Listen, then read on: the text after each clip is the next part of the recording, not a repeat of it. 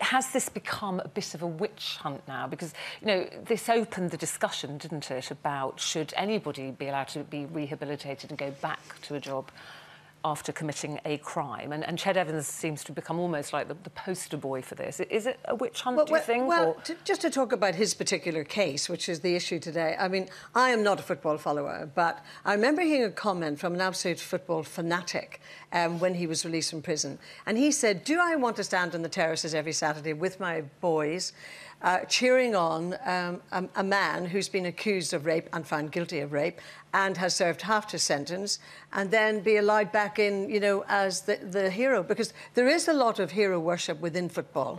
And I just think it's a bad message, really, to send out to young people. And I thought that was a very valid comment. But his supporters, Jane, don't they, say, well, he did the crime, but he's done his time. But he hasn't. Should he be allowed? That's the thing. He's only done half of his time. But he did do half of his sentence, so that's why he's not tagged.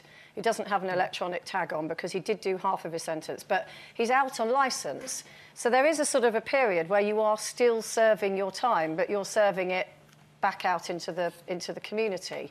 So that's sort of one of the issues here, I think. But it's interesting, you used the phrase in what you were just saying there. You said, you know, once again there has been a backlash. And I'm so surprised by Oldham entertaining this, because we can't be surprised, that there is a massive backlash. It happened when Sheffield were thinking about maybe taking him back. Huge online petition, protests, etc., etc.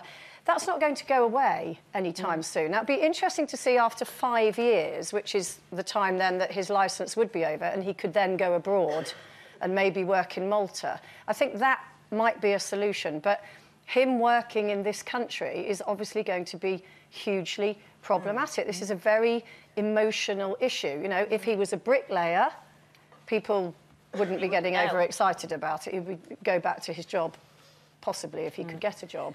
Well, the very fact that we talk about him is the fact he has a public profile. Yeah, he is. And he has a public profile because he's a highly paid footballer. And what bothers me is this role model aspect within football, because it's a privileged position. They're paid a lot of money. Somebody like David Beckham, for example, is a wonderful role model. I don't think this is a role model because it just sends out the wrong message. So you do what you do, you commit a rape, you do half your sentence, you come back in and, oh, I'm back again. And do you think he should be allowed a second chance? Well, here's the thing. I think, you know, if he'd done, you know, if that was my daughter, I would be screaming from the rafters and signing every petition going. If it was my daughter.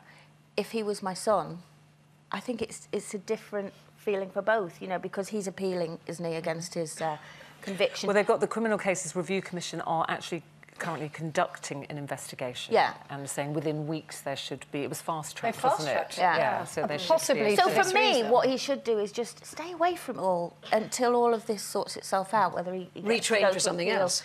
Yeah, work behind the sines, you know, do something, but he don't professes try and his be... innocence, doesn't well, I know, he? So, and that's fine, but wait until that's proven, because, you know, stay out of the limelight. There's a good middle ground here, though, where I think what he can do, because there is a problem, everyone goes, oh, he's not shown any remorse. If you are protesting your innocence, you're not going to say sorry, because you're going to say, well, I didn't do it. But there is a middle ground here where he could actually say, you know what, the lifestyle I was leading, the situation I was in, was unsavoury, blah, blah, blah. I admit to that much, and I am going to change my ways. I'm going to work behind the scenes with other young footballers, perhaps, to sort of say, look, there is a better way to live your life than like this.